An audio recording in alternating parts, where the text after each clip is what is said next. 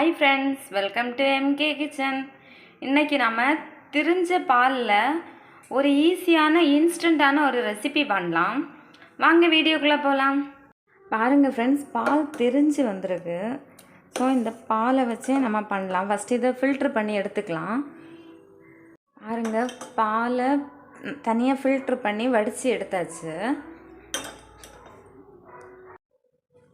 இப்போது திரிஞ்சு எடுத்த பாலை இதில் மிக்ஸ் பண்ணிக்கலாம்.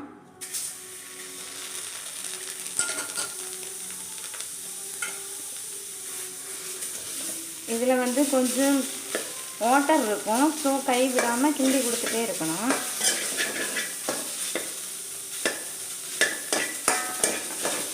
அடியில் பிடிக்கும். ஸோ கை விடாமல் கிண்டி கொடுத்துட்டே இருக்கணும். இது நல்லா மிக்ஸ் ஆகி வரணும், எல்லாமே பிரிஞ்சு. அது வரைக்கும் கிண்டி கொடுத்துட்டே இருக்கணும் கைவிடாமல். இப்போ இது கூட 2 ஸ்பூன் நெய் ஊற்றிக்கலாம்.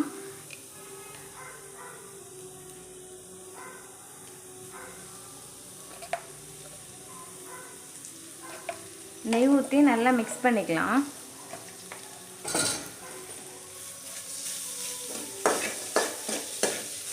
நல்லா பிரிஞ்சு வர்றது வரைக்கும் நல்லா மிக்ஸ் பண்ணணும்.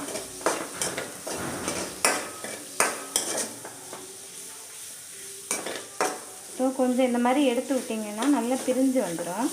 ஒரு 2 மினிட்ஸ் அந்த மாதிரி மிக்ஸ் பண்ணிக்கோங்க. நெய் ஊற்றினால அடி பிடிக்காது. பாருங்கள், இந்த மாதிரி கொஞ்சம் உதிர்த்து விட்டு நல்லா கிண்டணும்னா நல்லா உள்ள அந்த லைட்டாக சவுண்டு கேட்கும். தண்ணி இருக்கிற மாதிரி சவுண்டு கேட்கும். அந்த சவுண்டு குறைஞ்சிட்டே வரும். ஸோ இன்னும் கொஞ்சம் நேரம் கிண்டி விட்டால் நல்லா அந்த சவுண்டு குறைஞ்சிரும். பாருங்கள், நம்ம ஊற்றின நெய் கூட கொஞ்சம் பிரிஞ்சு வந்த மாதிரி இருக்குது. இந்த டைமில் சுகர் ஆட் பண்ணிக்கலாம். கொஞ்சமாக சுகர் தேவையான அளவு ஆட் பண்ணிக்கோங்க.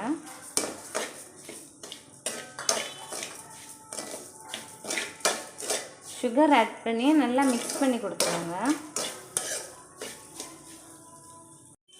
பாருங்கள், சுகர் சூப்பராக மெல்ட் ஆகி வருது. சுகர் நல்லா மெல்ட் ஆகி வரணும்.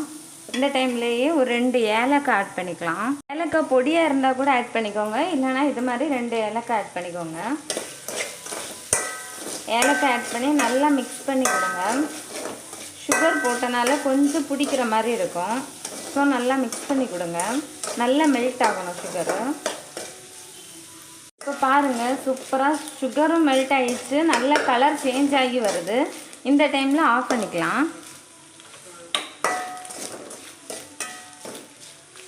அவ்வளோதான், ரெடி ஆயிடுச்சு.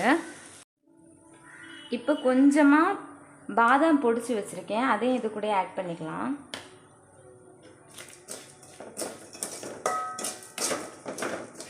ஸ்டவ் ஆஃப் பண்ணிட்டு தான் பாதாம் பொடிச்சதை ஆட் பண்ணணும்.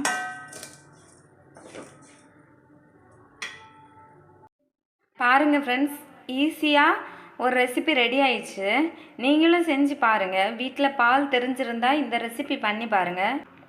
ஓகே ஃப்ரெண்ட்ஸ், இந்த வீடியோ பிடிச்சிருந்தா லைக் பண்ணுங்கள், ஷேர் பண்ணுங்கள், சப்ஸ்கிரைப் பண்ணுங்கள். Thank you friends.